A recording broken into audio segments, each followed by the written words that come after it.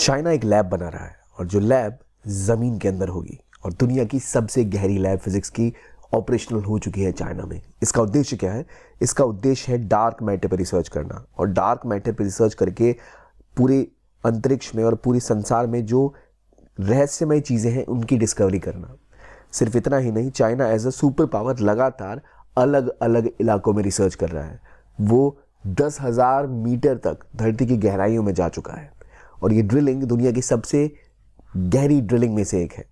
ये ड्रिलिंग क्यों कर रहा है चाइना और क्या है चाइना का उद्देश्य इस एक और लैब को बनाने में, जो दुनिया की सबसे डीप लैब है और सबसे लार्जेस्ट अंडरग्राउंड फिजिक्स की लैब वो बना रहा है। और इस लेबोरेटरी से जो रिसर्च होगा डार्क मैटर पे, इसका फ़ायदा चाइना क्या उठा के करेगा, क्या फ़ायदा चाइना इससे लेना चाहता है, क्या है डार्क मैटर और क्यों चाइना इस चीज़ों के पीछे पुश कर रहा है, जानेंगे इस वीडियो में। Welcome to Gyankosh. अब सबसे पहले आपके अंदर एक सवाल होगा कि चाइना ये अंडरग्राउंड टनल 10,000 मीटर की क्यों खोद रहा है? तो इसका उद्देश्य यह था कि वो धरती के क्रस्ट को समझ सके, किस तरह धरती फॉर्म होती है और उसके अंदर रिसोर्स को अगर आपको एक्सप्लोर करना है कि मान लो किसी रेगिस्तान के अंदर ऑयल जमा है, कहाँ मिल सकता है या कहाँ अलग अलग तरह के एनर्जी के जो रिजर्व्स हैं उससे एनर्जी निकाली जा सकती है। इसलिए चाइना लगातार ज्योग्राफिकल एक्सप्लोरेशन कर रहा है। लेकिन ज्योग्राफी के अलावा चाइना ये भी समझना चाहता है कि ये जो दुनिया है, ये जो ब्रह्मांड है, इसकी फॉर्मेशन कैसे हुई।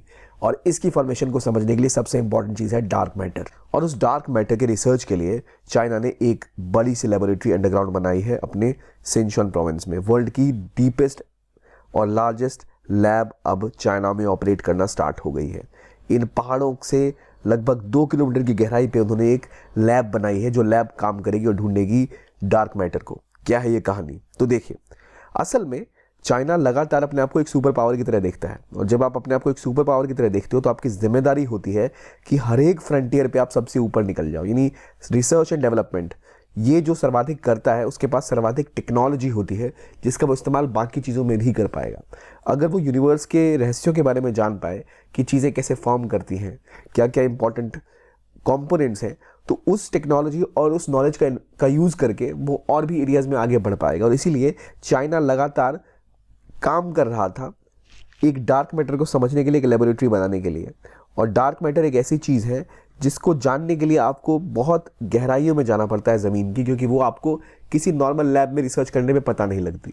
डार्क मैटर क्या होता है ये भी समझेंगे, लेकिन पहले ये जो लैब है जिसका नाम DORF है, इसकी फुल फॉर्म क्या है मुझे बताइए। DRF का मतलब क्या होता है? Deep and underground ultra low radiation facility. यह है इसकी full form, DORF, deep and underground ultra low radiation facility, जिसके अंदर बहुत गहराइयों में जाकर आप रेडिएशन को स्टडी करेंगे, उससे रिलेटेड चीज़ों के बारे में जानेंगे। तो उनमें सबसे इंपॉर्टेंट चीज़ जो खोजी जा रही है वो क्या है? वो है एक डार्क मैटर। और इस रिसर्च को पूरा करने के लिए चाइना ने बहुत सारी इन्वेस्टमेंट की है और इस इन्वेस्टमेंट का फ़ायदा चाइना उठाएगा अब उस रिसर्च को पाकर।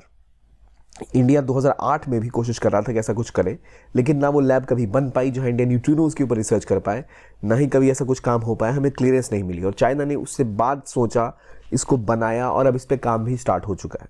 इसके बारे में बात करें इससे पहले आपके लिए एक इन्फॉर्मेशन कि अगर आप UPSC की तैयारी करना चाहते हैं तो आपके साथ खड़ा है PW ओनली IAS। अगर आप 2025 को टारगेट कर रहे हैं तो आपके पास दिक्कतें क्या आएंगी कि इतनी लंबी जर्नी में आपको इंपॉर्टेंस है कि आप समझें सिलेबस, क्या पढ़ना है, कैसे पढ़ना है, जो कॉन्सेप्ट है उनको समझना, अपने बेस को स्ट्रॉन्ग करना और आंसर राइटिंग कैसे करनी है, किन टॉपिक्स के ऊपर फोकस करना, ये जानना। और इन सब के लिए सबसे इंपॉर्टेंट है कि आप पुश करें अपने आप को और एक ऐसे एनवायरनमेंट आपको मिले जहां आपको पता रहे कि अच्छा ये मेरा की सोर्स ऑफ अंडरस्टैंडिंग है, यहाँ मुझे फोकस करना है। और इसी को ध्यान में रखते हुए PW ओनली ऐसा आपके लिए लाया है।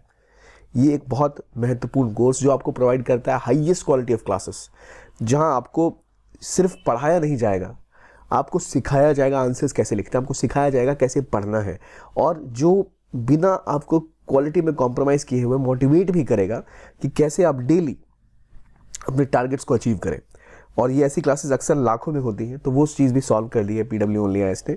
ये कोर्स आपके लिए उपलब्ध है केवल 10,999 रुपये में। तो आपकी प्रिपरेशन, अब ये बहाना नहीं चल सकता उसमें कि मेरे पास पढ़ने के लिए समय नहीं है या फिर मैं कैसे जाऊं दिल्ली या मुंबई से बड़े शहरों में, क्योंकि ये ऑनलाइन है और जो क्वालिटी ऑफलाइन क्लासेस में होती है हम लगभग वही मेंटेन करते हुए आपको ऑफलाइन प्रोवाइड करने की कोशिश करेंगे ऑनलाइन में भी, जो ऑफलाइन क्वालिटी रहती है। और at a cost of just 10,999, एक बहुत ही अफोर्डेबल कोर्स है ये। दो भाषाओं में टाइटन इंग्लिश में और संकल्प हिंदी या इंग्लिश में उपलब्ध है, जिसको आप पढ़ के अपनी प्रिपरेशन को एक नई उड़ान दे सकते हैं। जो एक दिक्कत आने वाली है कि कैसे अपने आपको डेली टारगेट्स डाले जाएं, क्या क्या पढ़ना है, अगर इकोनॉमिक्स समझ नहीं आ रही, ज्योग्राफी समझ नहीं आ रहा, पॉलिटी समझ नहीं आ रही, साइंस एंड टेक के कॉन्सेप्ट समझ नहीं आ रही, सीसेट कैसे बनेगा पता नहीं है, ये सब सॉल्व होगा इस कोर्स के द्वारा।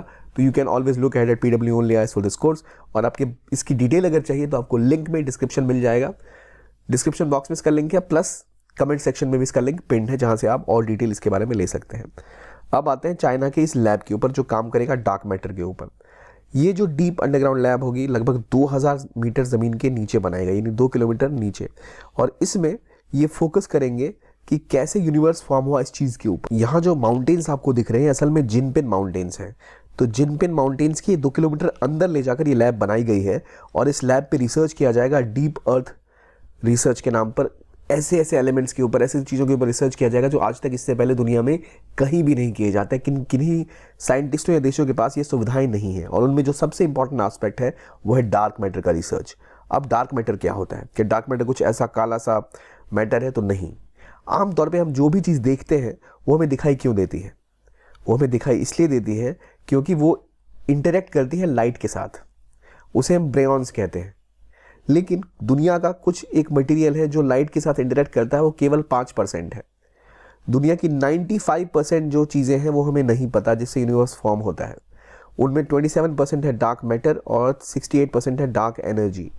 अब जब डार्क मैटर है, हमें पता ही नहीं है डार्क मैटर क्या है, हम देख ही नहीं सकते डार्क मैटर को, तो हमें कैसे पता लगता है कि एग्जिस्ट भी करता है? देखिए, पहले समझिए कि जो भी आपको दिखता है, विजिबल जो भी है, विजिबल मैटर वो मैटर है जो दिख सकता है, और इसे कहते हैं बैरियोनिक मैटर, जिसे हम देख सकते हैं। और ये जो डार्क मैटर है ये इनविजिबल है, क्योंकि ये कोई लाइट एमिट नहीं करता, किसी भी लाइट के सोर्स के साथ रिएक्ट भी नहीं करता जो इसको हम देख पाएँ। तो साइंटिस्टों को पता कैसे लगा ऐसा कुछ एग्जिस्ट करता है? देखिए, दुनिया में कोई भी चीज़ जानने के कई तरीके होते हैं, या तो उनमें मास होना चाहिए या फिर आपको विजिबल होने चाहिए। जब कोई चीज़ विजिबल ही नहीं है तो इसका पता कैसे लगा? इसका पता ऐसे लगा कि क्या कोई चीज़ के अंदर कोई ग्रेविटेशन फोर्स है या नहीं। हमें पता होता है कि ग्रेविटेशन यानी जो गुरुत्वाकर्षण बल है, वो धरती के अंदर बहुत ज़्यादा गुरुत्वाकर्षण बल है, इसलिए हम धरती पर खड़े रह पाते हैं, या धरती जिस तरह से ऑपरेट कर पाती है करती है। लेकिन ग्रेविटेशन पुल हर चीज़ में होता है, आपके अंदर भी होता है, मेरे अंदर भी होता है। किसी भी चीज़ में अगर हल्का सा भी मास है तो उसके अंदर एक ग्रेविटेशन होता है। तो दुनिया में कई ऐसे जो पार्टिकल्स हैं जो अंतरिक्ष में घूम रहे हैं, एग्जिस्ट कर रहे हैं, या हमारा यूनिवर्स जो एक्सपेंड कर रहा है उसको कोई चीज़ जो है जो रोके रखे हुई है। जिस हम यूनिवर्स के बारे में पढ़ते हैं तो हमें पता लगता है यूनिवर्स जो लगातार एक्सपेंड कर रहा है हर ओर। तो वो जो यूनिवर्स का एक्सपेंशन हो रहा है, वो एक्सपेंशन इस तरह से हो रहा है कि वो फिर भी एक शेप पकड़ के रख रहा है। मतलब ऐसे ही नहीं कि कहीं भी कुछ हुआ जा रहा है, तो कोई तो ऐसा फोर्स है जो उसको अपनी तरफ थोड़ा सा खींच के भी रखता है। तो जब हम वहाँ कुछ देख नहीं पा रहे हैं तो कुछ तो है जो वहाँ उसको अपनी तरफ खींच रहा है, और वो जो कुछ जो हम विजिबली हमें देख नहीं पा रहे, जो हमें पता नहीं क्या है, उसी को कहते हैं डार्क मैटर। और दुनिया यानी इस ब्रह्मांड को अगर आप देखें तो यहाँ डार्क मैटर और डार्क एनर्जी, वो एनर्जी चीज़ों को जो साथ रखती है, वो मैटर जो एग्जिस्ट करता है और चीज़ों को साथ रखता है, यही इस ब्रह्मांड की सबसे बड़ी पहेली है। और ये जो पार्टिकल्स होते हैं वो दुनिया में हर जगह है, यानी धरती पर भी डार्क मैटर है, लेकिन हम उसको ऑब्जर्व नहीं कर पा रहे। और डार्क मैटर को आप नॉर्मली जो सरफेस है अर्थ की, वहाँ पर उसे देख नहीं सकते, वहाँ पर उसको ऑब्जर्व नहीं कर सकते, दिखाई तो वो देते ही नहीं है। उसको ऑब्जर्व करने के लिए आपको डीप अर्थ में जाना पड़ेगा, जहाँ पर आपको ऐसा एनवायरनमेंट मिलेगा जहाँ ऐसे पार्टिकल्स को आप ऑब्जर्व कर पाओ, उनको उनके ग्रेविटेशनल फोर्स को रीड करते हुए।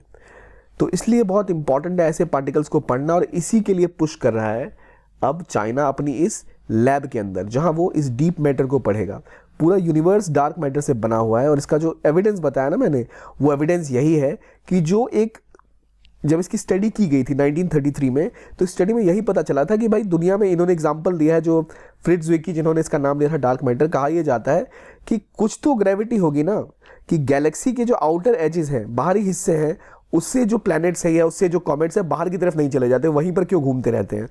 और ये जो चीज़ें हैं जो उनको रखती है ऑर्बिट में, या जो उनको मजबूर करती है कि दुनिया छोड़ के जो गैलेक्सीज हैं वो तबाह ना हो जाएं, बहुत ही बाहर ना निकल जाएं, इसका कोई तो कारण होगा। कौन उनको वहाँ रख रहा है? तो इनके लिए कोई ग्रेविटी तो होगी जो उनको बहुत तेज़ी से बढ़ने से रोक रही है। हर अगर गैलेक्सी, हर अगर प्लैनेट बहुत तेज़ी से बाहर की ओर एक्सपेंड कर रहा है तो वो लिमिटेड किससे है? तो जिससे लिमिटेड है वो है डार्क मैटर और उसकी ग्रेविटी।